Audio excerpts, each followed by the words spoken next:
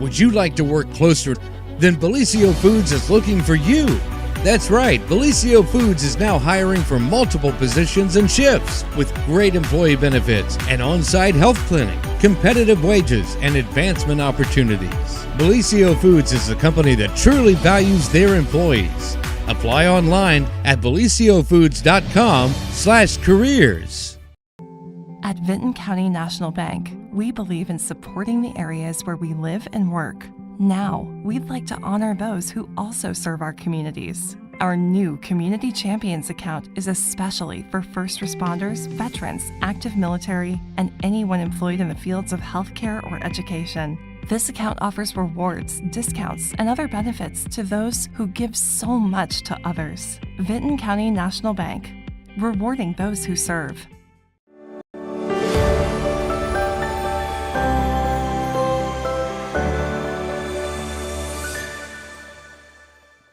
Good morning, everyone, and welcome to the morning show right here on Main Street TV, where I am here with our good friend, Red Thompson Jr. He is looking quite dapper this morning, and we are happy to have you here, Red.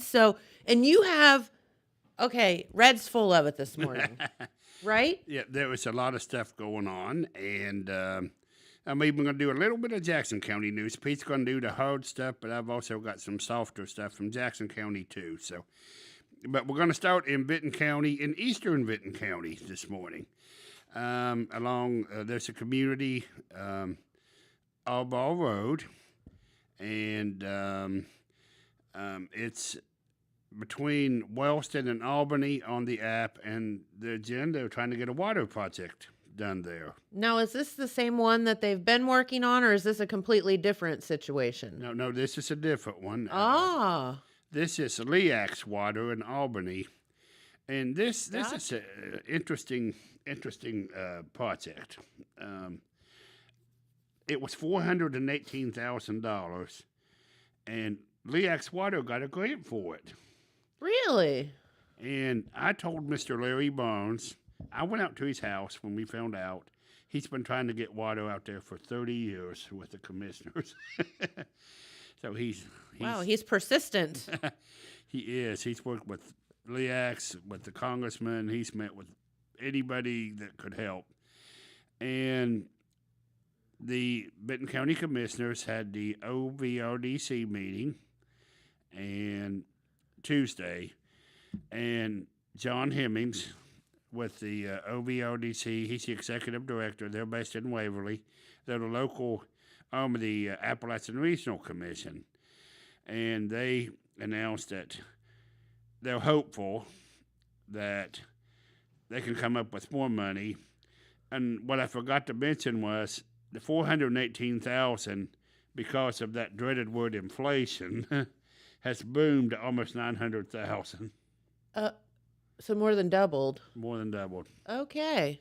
Would have been better to do it 30 years ago, Red. It sure would have. They're hoping they need an extra $431,000, and they've applied to the ARC for it, and it's going to be given to the Governor's Office of Appalachia for their consideration, and that's an easier process than the one in Washington. So hopefully that's John Kerry's office, as we all know. Yeah, a little bit of a local tie there, so that's good. And, he said, Mr. Hemmings told Mr. Barnes, no promises, because, he's an honest man, but he said he's hopeful that this will get funded. That would be wonderful. The fact that there's people around here and that many people in one neighborhood that don't have water, I can't even believe that's a thing. It's hard to run a business without water and broadband, and that's the two things that Benton County's concentrated on. For sure. And Jen, there's a double side to this project. Could be a win-win. Though, have you ever noticed when you're driving on the app, there's no traveling services between Wellston and Albany at all? When you say traveling services, what do you mean? There's no convenience stores. Oh, yeah. I mean, so I was driving back from Canton the other day, and I kept thinking, I'm going to stop and get like a bottle of water or something like that. And I kept putting it off. And I got to Athens, and I got past Athens, and I thought, well, now I'm stuck because there isn't anything between here and Jackson. Well, or Wellston. So, yeah, there's nothing. The reason is there's no water there. Really? No water along the app. Because it seems to me that there would be plenty of opportunity for a place to be there. Well, there's the traffic, but there isn't the utilities. Now, this project would put lines along the Appalachian Highway. Oh. So it could open up some of those side turnoffs that's on 32. It could open it up for commercial development. Nice. And once something is there, it could be built down the road if something wants to come in 2 or 3 miles. It's a lot easier you can't expand something if it's not there. So once something gets there, and if someone wants to build a business 2 or 3 miles down the road, there's a water tap 2 miles away instead of 15 miles away. Right. No, I mean, it sounds a little more feasible, yeah. So, this project could open up development on the app. And the app is just not a local, this is going to be mentioned in my story, but the app is not just a regional highway for southern Ohio. The app is part of a network of highways from Cincinnati to Pittsburgh.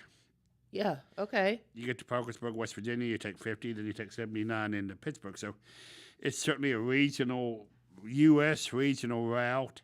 It has a lot of traffic on it, and certainly development could help Benton County's tax base. Are we on? Oh, okay. What I'm is sorry. it doing? I thought we got cut off there. Development could help Benton County's tax base, create some jobs for people. Sure. And, Plus be convenient for folks as well. Traveler services was listed as a possibility along the app, and water and broadband. Would you start a business without water and broadband? No. And certainly, it's pretty much impossible in today's world. It is, and the camping, certainly the water would be amenable to the camping business and the cabin lodging business in Benton County, which is booming. There's just yeah. I wouldn't rent a cabin without water in it. So that's another issue so this could be a great project for the county. No promises. Hopefully it can get funded. 18 people will get water. That's the most important thing. But the other issue is commercial development on the app. I think Ohio would, hopefully they'll look at this project and see that it could be of value to a lot of people. Mm-hmm. And also there's a new, I guess it's ODOT in the past hasn't allowed their right-of-ways to be used for public utility projects, but that may be changing. And if they can use ODOT right-of-ways on the app, they could save $250,000 on this project. Okay. And we understand that there's a plant site in Fayette County. They're allowing this to happen. So, it may be a change in... Maybe setting a precedent for future development for us. Yeah, that's awesome. Yeah, I don't know what all's involved in... I'm not a highway engineer. I don't know what's involved in the right-of-way usage, but, I'm sure that if ODOT can help, they will. If there's some reason that they can't, maybe structure, or there's a lot of stress and all that on these highways, they got to watch out for it. If they can't, they can't. But I'm sure if they can, hopefully they will. So that'd be good. And we also... how would you like to have $10 billion, Jen? $10 billion? Billion. I would suffer through receiving $10 billion. Okay. But not in Zimbabwe money. Probably not, no. We learned something on Tuesday at the Benton County Commissioners meeting. Zimbabwe money's not worth very much. Okay.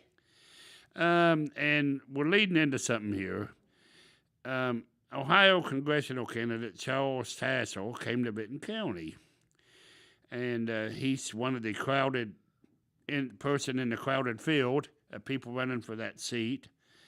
That Brad Winstrup has, he's not going to run for re-election, so there's just a lot of people running for it. He's one of them. He's a real estate person from Batavia, and one of the suburbs of Cincinnati, and he was in MacArthur. And he's discussed his concerns about the border situation at the southern states, Texas, Arizona, Utah, and showed us a little bit about Zimbabwe money, and it's worth 39 cents, the $10 million bill. Let's take a look at that video, Hayden, and of Charles Tassel in Benton County. Okay, Red Thompson on the Total Media channel, and we're here with Ohio congressional candidate Charles Tassel. He came and spoke to the Benton County Commissioners today. And you say your background's in real estate, and why don't you introduce yourself to our Southern Ohio audience and tell us a little bit about your background first. Well, thank you. I appreciate the opportunity. Charles Tassel. My background is in real estate. I've been an advocate. I actually worked with Citizens for Community Values for a number of years, worked on issues on life. I'm an FFL. I have very supportive of the Second Amendment.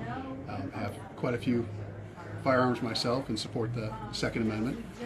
Actually just endorsed by the Buckeye Firearms Association as well. So I'm an elder at my church, married 31 years, have 3 kids, and I've served as a council member for 8 years. So this isn't something new on the service side. I believe in servant leadership. That's the reason, make sure I'm out everywhere, meet with folks. We want to make sure we're hearing what's going on. God gave us 2 ears and 1 mouth to use in proportion to make sure we're working to really understand what's going on and figure out the problems in order to really get to solutions. You're concerned about our southern border, and this certainly affects Texas and other states, New Mexico, Arizona. What would you like to see done about the southern border of the United States? Well, there's 2 pieces to it. I think that we've got budgets and borders are the 2 things, and most of our issues are cascading out of that. Especially when it comes to the borders. Look, you've got to fix the wall, and you've got to get it in place. We also have to fix the gate and making sure it's done properly, not for illegals, but for a legal process to come in. So that's kind of the first steps, is taking care of that. And then you've got to make sure that ICE comes in behind the scenes, and we've got people who are here illegally backing law enforcement to get them out. Because the reality is, we've got people who are dodging coyotes and cartels, trying to get in the country, usually bringing drugs with them. They've got precursors coming in from China, going to Mexico, being made into drugs that are killing our folks. And we've got to address that and stop it right now. And you're also concerned about the rampant inflation. You showed us you were showing us, and you might want to bring that out. That'd be interesting for our audience. So, not too often you get to see $10 billion in one place. So this is a $10 billion bill, and it's Zimbabwe money. And this is an example of what happens when the printing presses don't stop. They printed themselves into oblivion, and at $34 trillion in debt and 40% of our budget being borrowed, we're doing exactly the same thing. So we've got to stop that and turn it around. And, you know, a lot of people are worried about America, but for several, well, you know, you said you made a lot of American dreams come true in the real estate business. When you get to Washington, how are you going to make America better for the Generation Zs and all and they're worried about it, especially after the baby boomers finally, you know, not as big a significant group as they are now. What do you got to say to the younger people and about the American future? First of all, the American dream is still alive and well, and we want to protect that. That means making sure that housing is available, but that also means making sure that jobs are available.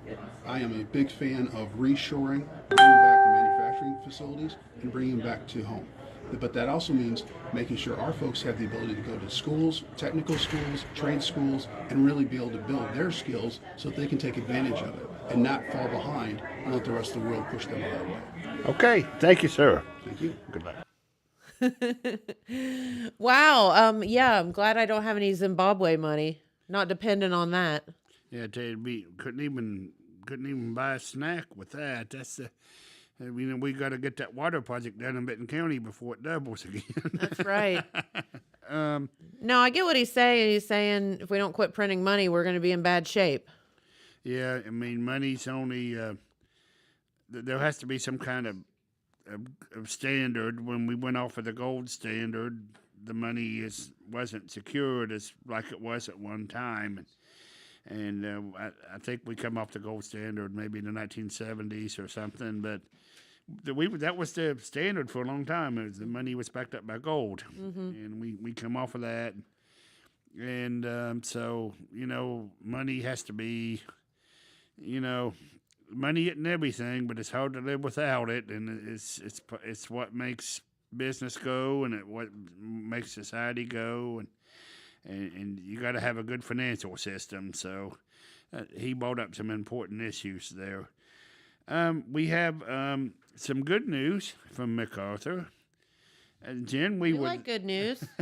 Jen, you were there, and when we broke ground on the bank, I was, yes.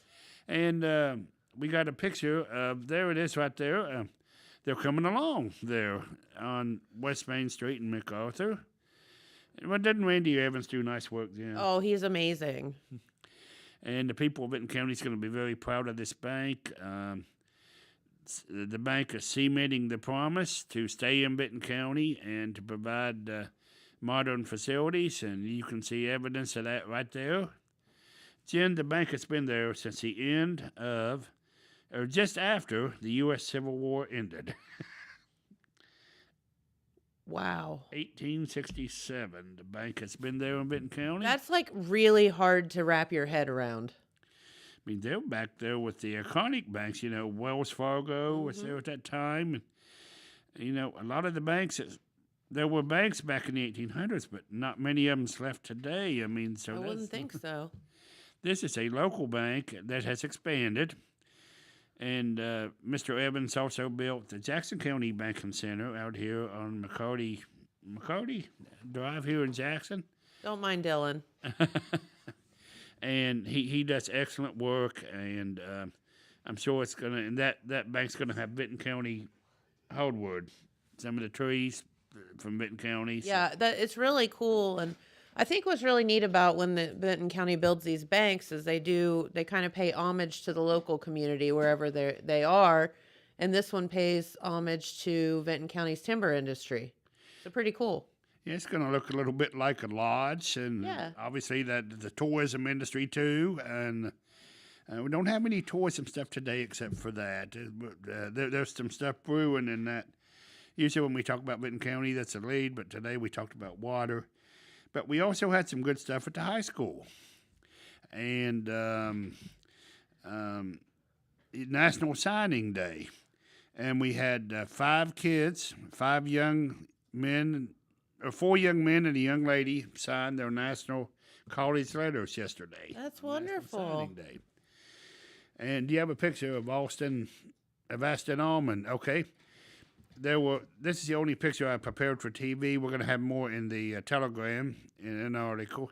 That is Aston Allman in the center there with his parents. And he has signed a Division I scholarship.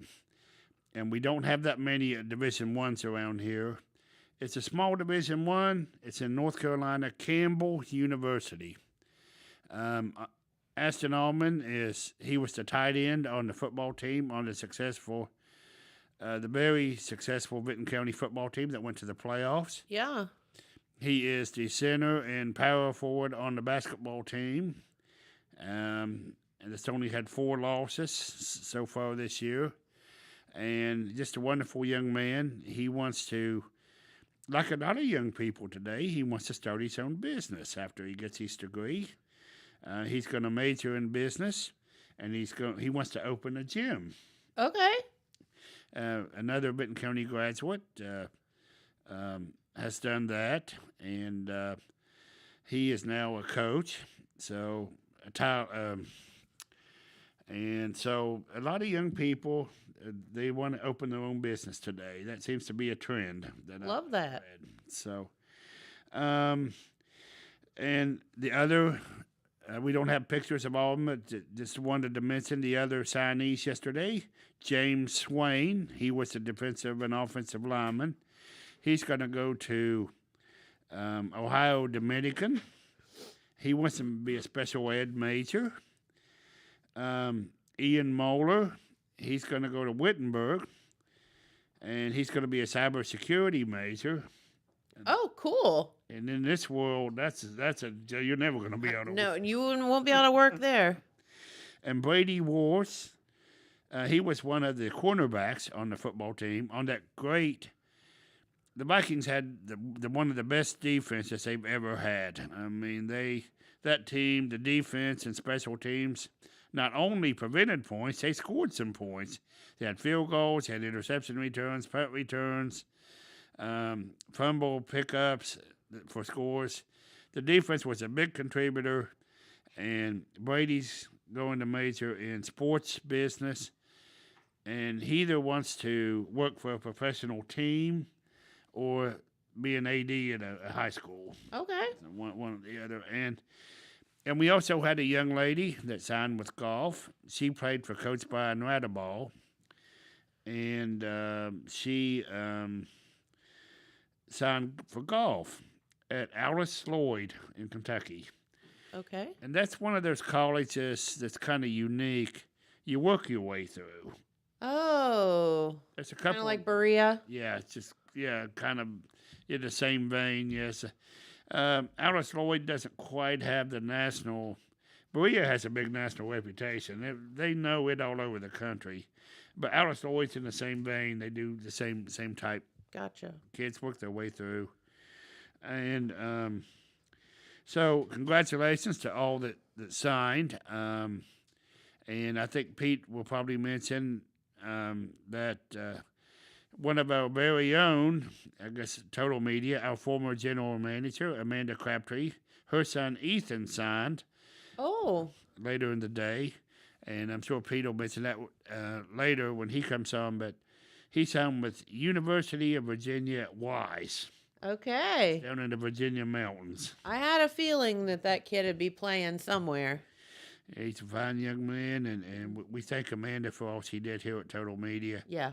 Well, I was glad to be there yesterday. Todd Cumston, our sports editor, he's going to have that story and video's online now. So if you want to see what he had to say, you can check us out on the Telegram News Facebook page. A couple other quick things. I want to turn our attention to Jackson County on a couple final things. Tuesday night, Jen, it's Queen. We're into the Queen crowning time. Okay. Oak Hill High School. We were there on Tuesday night. There was Macy Potter being crowned by Maddie Lewis.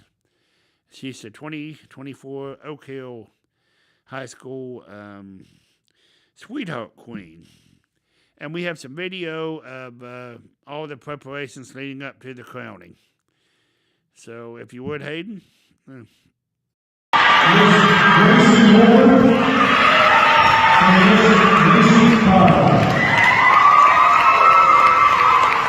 Emma is the daughter of Nathan and Karen Newton. She is escorted tonight by Dylan Stickley, son of Joe and Rebecca Stickley. Emma is on the cross-country and track teams, as well as a member of both National Honor Society and the Drug Free Club. In her free time, she enjoys community theater, running, and hanging out with friends.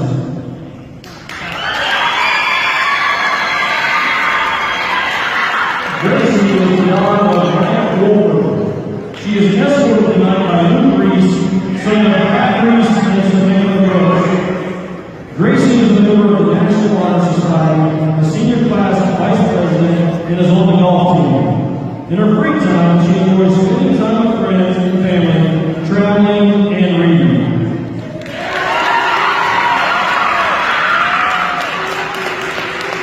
Macy is the daughter of Clint and Lisa Potter.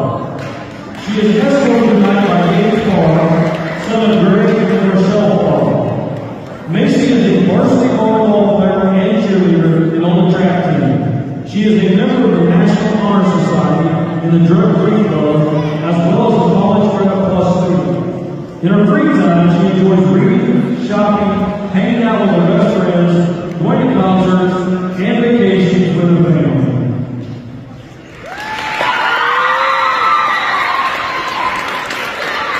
Crowning the Queen this evening is our returning 2023 Sweetheart Queen, Miss Maddie Lewis. Maddie is the daughter of Aaron Lewis and Lorraine Green. She is escorted by Ray Michael, son of Aaron and Andrew Michael. Maddie is currently attending Ohio University studying nursing. Before announcing the Queen, we would like to congratulate each of these ladies for being selected by their classmates and remind each of them that it is an honor to be nominated by their peers to represent their school. And now, with 2024 Sweetheart Queen is Miss Casey Potter.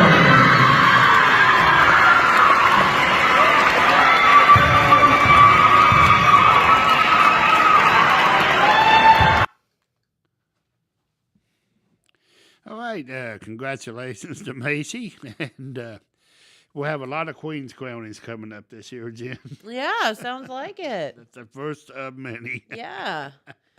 We're getting into, believe it or not, as the spring rolls on, we get into fair and festival season, not too far away. Can you believe it? Oh, I know that's always coming up. And a couple other things I wanted to mention before Pete comes in. Wanted to plug the big show coming up at Scotty's on First. And this kind of fits in with the new format that we have. Doug Stone's going to be at Scotty's on First on February 17th. One big show, 7 o'clock. And Doug Stone's best known for I'm Better Off in a Pine Box. Stone hard traditional country songs. Yep. And so I don't know. I hear it's close to being sold out. You might want to check his Facebook page, Scotty's on First in Wellston. And he's bringing in some big-time country music. I think Terry McBride's going to be with him. Awesome. They're going to do an acoustic show. So Well, that sounds interesting. yeah, a lot of them's doing Jesse Keith Whitley did an acoustic show. And then he was down at Ashland with his mom, Lori Morgan. Mm-hmm. So, and if you haven't heard, either through the air or on our app, the Waverly station that we now become the owners of, they've switched to a format called Hank FM, and it is a little bit older country music, but it kind of has an attitude. J.J. Hale, our very own, runs the Blue Collar Breakfast and show. And if you can't pick up the station on the air, you can hear it on our Total Media app. It's country music. Like I said, it's a little bit older country music, but you hear a lot of the big stars from the 90s.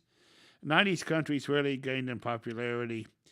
And what we learned from Jesse Keith Whitley, Jen, is Keith Whitley's music is just exploding. Mm-hmm. Why do you think that is 30 years after he passes away that he's so... You know, I think it's not necessarily Keith Whitley per se, although I've always been a huge fan. But I think classic country is a genre that's now up and coming, strangely enough. And, you know, the people of my generation, all of those songs now, as you said, Doug Stone and all of those that we grew up with are now classic country. And I think then you just kind of... it all falls into that category. And I was listening to Earl Thomas Conley 2 days ago, like at my house. And so, yeah, I just love classic country. It's great. Okay, and final thing, and Pete has stepped in, so I'm going to be yielding my chair to him. But Pete, as they say in Congress, yield the time. Final thing. A big shout out to the Vinton County Lady Vikings bowling team. Jen, they're about to win the OCC. Look at that. Oh, yeah. That's awesome. And the members of the team, I'm not sure if they're in order because I just got this on Facebook from Coach Amy Ward, But the Lady Vikings, Mallory Bledsoe, Riley McNichols, Riley, and Emma Davidson, Olivia Schroeder, and Jessica Wells were the 5 names provided. And they have a big match coming up, I think on February 17th. And they could, with Liella Lanes in Wellston, and they could be the Ohio Capital Conference champion. It'd be the first time in Benton County bowling. They picked up the sport a few years ago. I love that there's bowling teams. We have some really talented kids around here. Yeah, we really do. And you can see young men like Dylan over there, young men like Hayden. The future's in good hands with young men like that.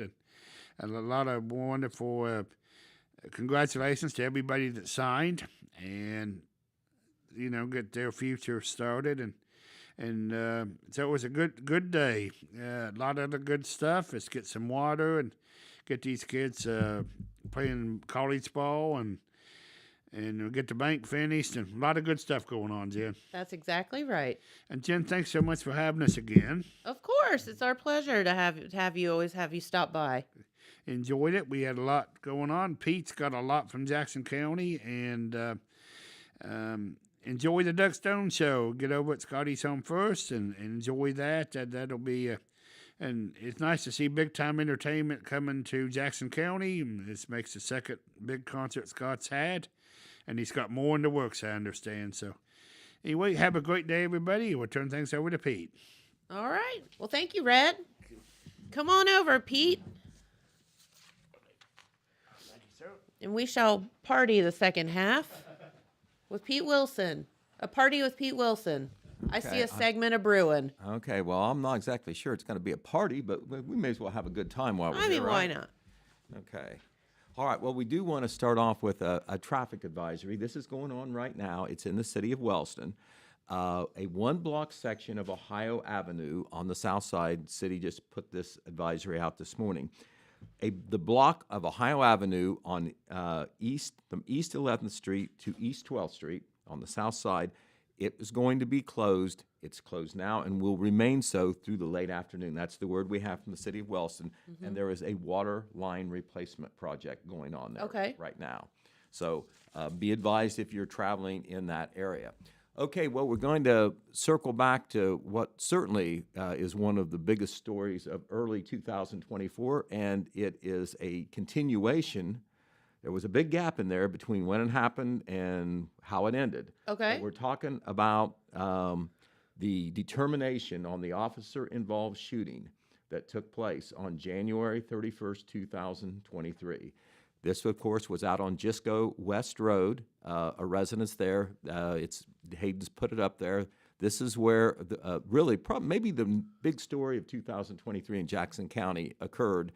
An officer-involved shooting where the suspect, who was inside the structure here that you're looking at, William Beach Jr., also known as Willie, he was shot by a Jackson County Sheriff's Office deputy when 2 or 3 deputies breached the door there to try to end that episode. And Mr. Beach was shot in the upper chest, and he ended up dying later that day. Okay, of course, this triggered a major investigation. It instantly, the same day, went to the Ohio BCII, so it's not a local investigation. The Sheriff's Office doesn't investigate itself. Of course, you don't want that. And that investigation started, basically almost that same day that it occurred, January 31st, 2023. We're talking about a little over a year. A little bit more than a year ago. So it was in BCI's hands, and then it was in the hands of the Special Prosecutions Unit of the Ohio Attorney General's Office. And for those of you who may not be aware, the Ohio BCII is an arm of the Ohio Attorney General's Office. It's part of state law enforcement. So Jackson County Prosecutor Randy Dupree, for the same reason that the Jackson County Sheriff's Office, couldn't be involved, he turned this over to the Special Prosecutions Unit of the Ohio Attorney General's Office to make sure that this was handled, away from Jackson County. So there's no questions about conflicts or anything like that. That makes sense. Well, after the investigation was over, I can't give you a date on that, but it was in the hands of the legal people at the Ohio Attorney General's office on, what are we going to do about this? This is after they reviewed all the evidence, the body cam evidence. They did their interviews, they did their analysis and so forth. They ended up taking it on January 17th to a special session of the Jackson County Grand Jury. And of course, grand jury 17th of this 17th year. of, Okay. 17th of January. Okay. This just a couple weeks ago. Okay. And the grand jury, of course, indicts. It doesn't convict. It determines if there is enough evidence, probable cause, that this should go to trial. Yes. All right. Because we can indict a grape. Right. We do not know. Well, the old saying is you can indict a ham sandwich Yes. at a grand jury because it's basically It's just, should we take this to trial? Right, there's Is there not- enough there's not stuff to take it to trial? not a defense attorney involved or whatever, but I know that the Attorney General normally does do this, for a final review and like that. And the grand jury did what they call a no bill, which means that there was no indictment. However many grand jurors there are usually 9. They take a vote, and a certain majority of them have to vote to indict. In this case, there was no indictment. Okay. And so Jackson County Sheriff Ted Frazier, of course, and his staff, and of course the deputy, have lived with this for every year. The Sure. family, of course, has been waiting Right. too. Yeah, absolutely. For what the determination was. They did 1 or 2 protest events, one out in front of the sheriff's office, feeling it was called Justice for Willie, feeling like the sheriff's office had responsibility for that death. Right. And I interviewed Jackson County Sheriff Ted Frazier after it was confirmed what the grand jury did, because the grand jury deliberates in secret, and I had to Sure. work to get confirmation that the grand jury had done its thing. The Attorney General has not put out any news release or anything like that. They have things on their website about the investigation, but not the result or its findings. So I talked with Ted Frazier, and he gave me a wonderful interview. It was very incisive. He very open, very transparent about his feelings about the whole thing, Okay. how he feels on the back end. Obviously, very relieved, but still feels that all along, based on what he knew, and he was out there on the scene that day, he felt like the deputy did the only thing he could in that situation. The deputy breached, along with a couple other deputies, breached the door there. There was no other door to enter that structure. And the thought was that Mr. Beach, they knew Mr. Beach had some kind of handgun. Right. Turned out to be a BB gun, actually. Oh. They didn't know that at the time. Right. He also had a hatchet that was seen, supposedly made threats towards law enforcement. And when the sheriff's office deputy breached, he felt like Mr. Beach had a gun and was pointing it in his direction. And so he was exonerated or cleared basically by the grand jury. And one of the comments that Sheriff Frazier had is that the deputy, and this isn't easy, even if you get cleared. I mean, it's a heavy thing to Sure. shoot Absolutely. and kill somebody. It's a heavy thing. You never want that to be the result. He said that this deputy did what any other law enforcement officer in the state of Ohio is trained to do in a situation like this. Of course, it had to be looked at. And, when you have, it's not like there was a lot of witnesses here. You had 2 or 3 deputies, and all you had was Mr. Beach inside, and obviously he's not in a position Right. to speak for himself as he died later that day. But that story, Jennifer, was in our Wednesday paper, big spiel across the top of the front page. It is posted as well. And, if you didn't see the paper, you're not a subscriber, I urge you to, buy a paper, get online, and take a look at that, because certainly that was a big story at the time. It continued to be, and it kind of like fell out of the public limelight there because it took so long for it to be resolved. Right. I remember that I made several calls up to BCI into the early summer, and it was an ongoing investigation. It's in the hands of the Special Prosecutions Unit. It's not over with. And every month, I stopped asking after So you a got to while. hurry up and wait. And we had heard unofficially that the grand jury was going to meet as early as October. Well, it didn't happen, didn't meet any of those last 3 months of the year, but did indeed meet on January the 17th. So That was a big story that was in Wednesday's paper, and this was the first chance that I had to talk to Okay. you about that. But the deputy did remain on duty, and is still working for the sheriff's office. And I know, as tragic as this is, I know that this was an important result for the sheriff's office because, to be honest, you flat don't know. Mm-hmm. You're right. But it was looked at for a long time by the Ohio Attorney General's office, and they put out a news release, unrelated news release, almost a month ago, and you would be surprised how many officer-involved shootings that they have investigated in 2023. Interesting. It was over 20, Oh, wow. and I don't know how many deaths there were, but no officers lost their lives in officer-involved shootings in 2023, but there were some other victims, suspects that were involved who did lose their lives as well as being injured. All right, we'll go to another law enforcement story. This one gained some exposure on Facebook, and Okay. we did get a back-end report from the Vinton County Sheriff's Office. It occurred on Hamden Hill, which of course is just outside of Jackson County on State Route 93. Okay. And this was on Monday evening. And of course, it's heavily traveled there. Yeah. People going back and forth. MacArthur there on the north end of 93 here in our local area. And then, of course, Wellston and Jackson and Oak Hill on down the line. But there was a man lying on the roadway on Oh, no. early Monday evening. And nobody knew exactly what happened. But the man, even though he was, if not injured, impaired maybe, he tried to get in some vehicles along the way. That would be pretty startling if you're driving through there. You see somebody lying in the roadway or crouched in the roadway, and then, as you slow down to make sure you Yeah. don't hit them, they try to get in your vehicle. This happened with more than one vehicle, I understand. Well, of course, the Vinton County Sheriff's Office goes to the scene. The Hamden Fire Department was there as well, maybe other emergency service agencies as well. They actually closed the highway for a short time there because of what was going on. But the bottom line is that the Vinton County Sheriff's Office made contact with the male. They determined that he was, this is their quote in the news release, combative and appeared to be intoxicated. Say. The roadway was shut down. They took the subject to, Vinton County MS took the subject to Holzer Medical Center, Jackson Hospital. Okay. For a look-see.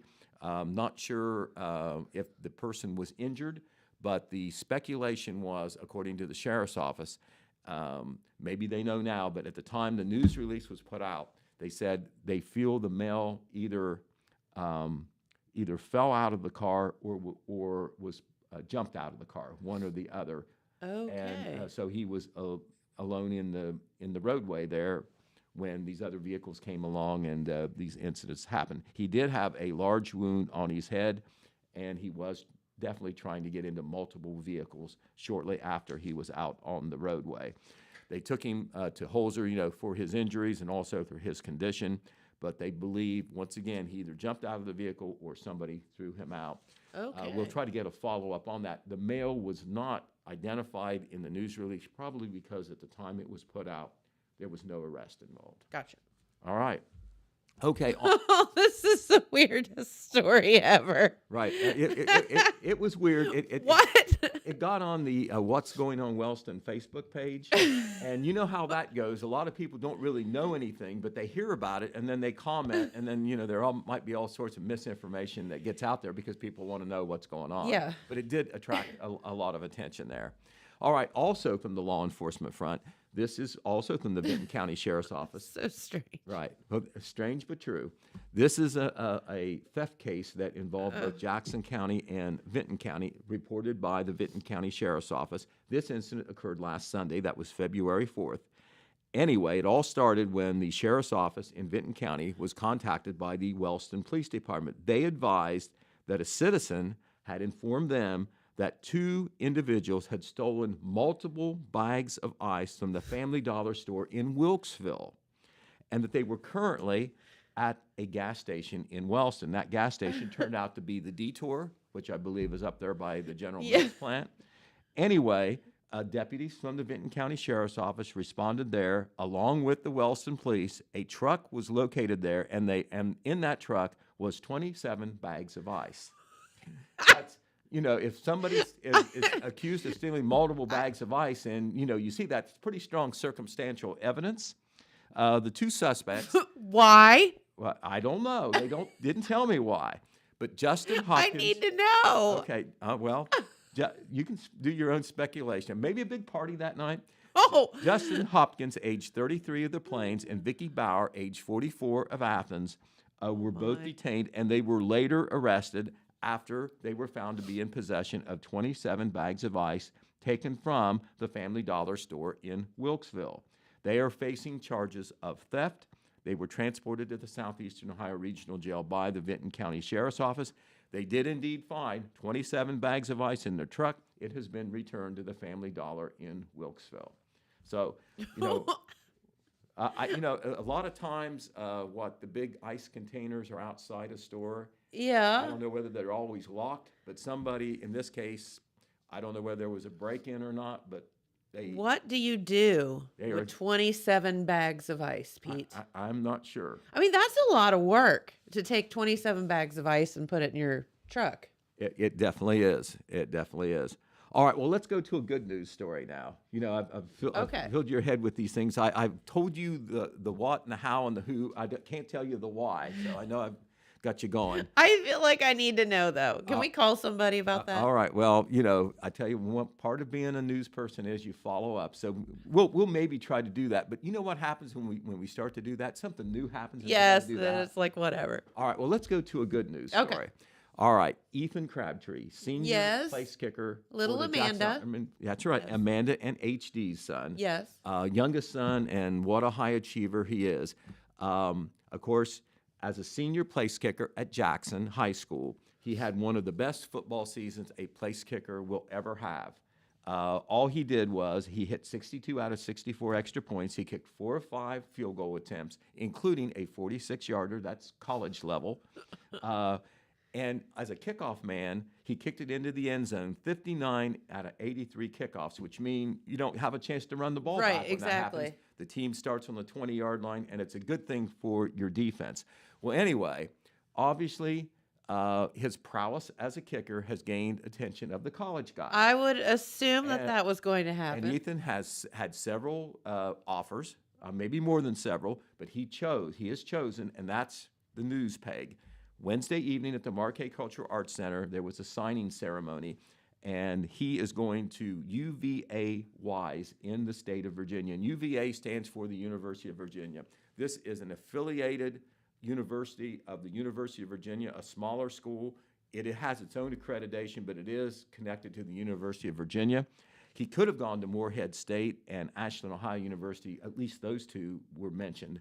Okay. But he's going to the UVA Wise as a college kicker. So congratulations Awesome. to him. Yay. Todd Compton was at the signing ceremony on Wednesday. He'll be doing a story, but he did catch Ethan for a little video interview that we're going to share with you right now. Awesome.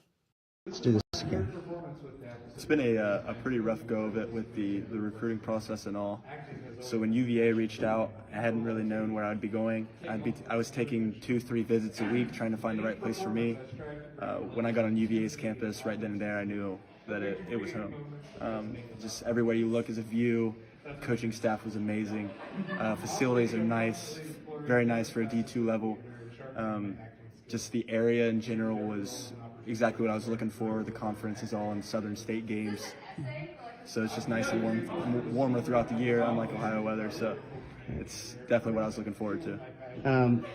What other schools aside from UVA was you either looking at, interested in, or they were interested in looking at you? When it came towards the end, I kind of narrowed it down to my top 3. It was between Morehead University, Ashland University, and UVA Wise. Kind of narrowed it down to finally Ashland and UVA. Ashland is one of the best D2 programs in the country. It had kind of the same aspect as UVA. Loved the coaching staff, loved the facilities. It was super nice there. Just it didn't have exactly what I was looking for compared to UVA. With just the conference teams and the weather and the location and all that.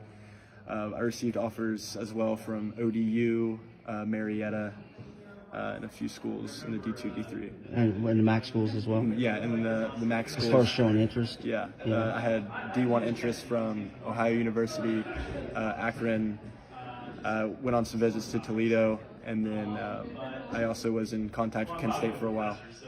Okay. Let's talk about what they're actually recruiting you for as a kickoff specialist. We'll talk about that again, the kickoff specialist, field goal kicker, as well as punter. Gotcha. Yeah, so when they had initially reached out to me, they were pretty much saying that they needed a kicker for next year. I knew I was the man for the job to come in as a true freshman and start a kicker. And kickoff is, I think, one of my stronger suits. So coming in, I think I could do both. They already had a position filled at punter, but I talked to the coaches a little bit, told them that I had a pretty good season at the punting position. And I told those coaches that if I feel like I can do all three, and I feel like if I can earn all three jobs, I want the task. Your longest punt was 66 yards this year, correct? I believe so, yeah. Yeah. Just talk about what motivates a kicker. How does a kicker get motivated to go out there and do what you do? Yeah, it's definitely different. Not being the guy that's bashing heads all night, but it's kind of the same aspect too. Like for me, to stay motivated, it was getting in the weight room, going up to AP prep with my guys, Jason Prater, Drew Irvin, getting the work in on every aspect of my game, on the field, off the field, in the classroom, and then obviously support from my community, friends, coaches, parents. Without them, I probably wouldn't even be in this situation right now. Right. The last thing, just talk about how kicking here at Jackson has prepared you for your next journey. Yeah. I mean, Jackson's like no other school around here. You got Ironton, who's a winning program, like a huge winning program with going to state champions and all, but they don't have the same mentality that we have down here too. With something that's stuck with me is the tradition and the culture down here. We wear Passio on our helmet, and that's something that's stuck with me. I wore Passio on my cleats this year. And then going on to UVA, their tradition is PWAV, pursue excellence with a vengeance. So that's something that kind of stuck with me. It reminded me of home, and that's kind of what came into my decision in the end as well. Okay. I appreciate you, buddy. Yeah. All right. Well, we thank Todd Compton for doing that video, and you saw what a smart young man Ethan is, as far as well as being very talented. And the bottom line is he could have gone a lot of places, as you could hear from his dialogue there. But he went to UVA-wise because he liked the campus, liked the staff, and there was an immediate opportunity, it seems like. So he's not going to wait his turn. It looks like he's got the credentials, and he's going to go right to work kicking there. So we certainly wish him the best. And, of course, we remember great backstory with Ethan Crabtree, because he was this kicker as a sophomore, was very good then. He had that summertime accident, that was so serious, off the field accident with broken vertebra, fractured vertebra there, and he was had to sit out the whole year, had to come back, had to train himself back into shape. Yep. And football is still a contact sport. You're out there as a kicker. That's right. And he just excelled. A talented kid who worked his behind off to get even better. He did. And now he is a Division I caliber kicker. Highly rated as a kicker. All right, on the sports side, we have to mention this. Last night, the Jackson Iron Ladies had their last home game of the season. Okay. And did they end it in style? 59-46 over the highly touted Unioto Lady Shermans. Nice. Way to go, girls. Both teams came in with an 18-2 record, and Unioto has aspirations to go very far in the tournament, and they are in Jackson's division, so who knows, they may play again. But Unioto has lost to only two teams this year. This is before last night. They've lost to one of the Olentangy schools. You know how big they are up in Columbus. And Dayton Wayne, a big athletic school out of Dayton. They have not been beaten or come close to by any team in southeastern Ohio. But the Jackson Iron Ladies did it last night. Even though several of them had been sick with the flu, they were all able to play. And they got off to a big start and were able to hold off a very talented Unioto team to win 59-46. This was the last home game for this amazing senior class that has won 3 straight FAC championships. And Maddie Walburn, TJ Carpenter, and Kenzie Davis all had double-doubles. In Wow. sports language, that is double digits in scoring and rebounds. And Sydney Hughes played the whole game, too, as a starter and contributed as well. TJ's little sister, Sydney Carpenter, she may have been sicker than anyone else. She had a shot in the morning. Oh, so no. she could go, but she contributed as well. A lot of ball handling, defense, and 10 points for her. So really a storybook Way to ending go, for ladies. the Jackson Iron Ladies. And, of course, the tournament all starts next week. Their first game will be February the 17th against Hillsborough over at Chillicothe. Our other three girls basketball teams in our local area, Oak Hill, Wellston, Vinton County, will all play a first game Monday, February 12th. All those games will be on the radio. Our technicians willing, our broadcasters willing, and our board ops willing. That's right. All right, want to tell you about a couple of some big games going on tomorrow night.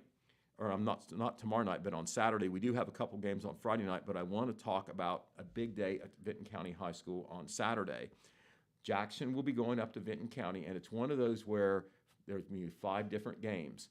Freshman okay. boys, JV girls, JV boys, varsity girls, and varsity boys. Okay. 5 games. Talk about, a big day of basketball. All this will be taking place on Saturday. So, and there's some good matchups there. The Jackson and Vinton County boys are both excellent, and they're going to be playing each other. That'll be the very last game. The next to last game will be the Iron Ladies and the Lady Vikings. All right, a couple other things to tell you here before we run out of time. They have set the date for the Jackson County Apple Festival Queens Contest. Okay. It's a little early this year. As you know, they link it to the Good Friday weekend. Yeah, it's always Easter weekend. Right, Yeah. and the reason is they know that the middle school auditorium is available that day because school is out for Easter vacation and they have more time to set up the auditorium. Sure. So this year, because of when Easter is, when Good Friday is, it's going to be on Saturday, March the 30th. And so that is triggering the application period, and that application period is now open for girls who want to be the 2024 Jackson Apple Festival Queen. So we've had Okay. that story in the paper. It's posted online. If you're interested, the clock is ticking. I believe the deadline to enter is Saturday, March the 2nd. Okay. So that is coming up pretty doggone quick. So let's see, what else can we tell you before we run out of time? Oh, I want to tell you about the Open Table. That is a new ministry, non-conventional ministry that is opening in Jackson. Former Christ United Methodist pastor Dale Likens, who has been away for a while at different churches. He's now in the Mason, Ohio area near Yes. Cincinnati. He is starting an Open Table in Jackson, and the launch is going to be where they're inviting people to come and be part of it or participate or take a look at it, see if they're comfortable with it. Sunday, February 18th at 6 p.m. at the Marquette Cultural Arts Center. That picture, that is Dale Likens. A lot of folks know Dale because he Yeah. was here for quite a while. Now it's called the Christ Church of Jackson. Yes. But it used to be the Christ United Methodist Church. Dale is on the right there, and the man on the left is the facilitator, Dale Rollins. He's going to be playing a big part in the event or in the Open Table as well. But the Open Table kind of started off late last year. They've been having some local meetings, but this is the formal public launch. Okay. And anyone is invited. And here is what they say.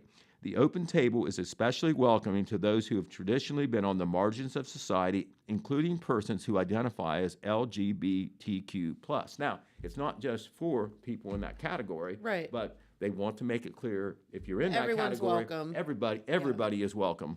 And that is called the Open Table. There is an Open Table in the Mason area, and Dale has been there, and he is going to make the trips to Jackson for these meetings. It's a ministry, and he says that it is a community where someone can explore faith, but not part as an organized religion.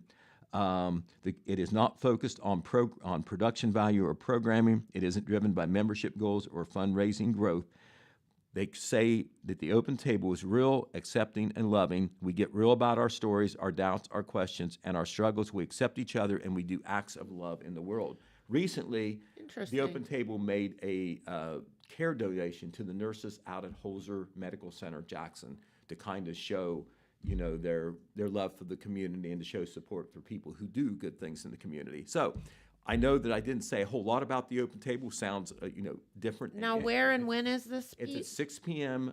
a week from this Sunday at the Marquet Cultural Arts At the Center. Marquet, That is okay. the launch event, and it's open, to anybody. You don't have to sign up in ahead of time or have any certain qualification or anything. The door is open at the Marquet. We're going to have a story in Saturday's paper, more about the open table and this launch event. So that is where we are right now, Jennifer. We've run out of time, but we'll be back sometime next week. Okay, well, that sounds wonderful. And again, Pete, thank you and Red for taking time to spend with us this morning, as you all always bring us up to date on the latest and greatest in news and events going on. So, all right, well, have to get out of here for the day. Thank you all so much for tuning in, and we'll be right back here tomorrow. Thanks for watching. See you later.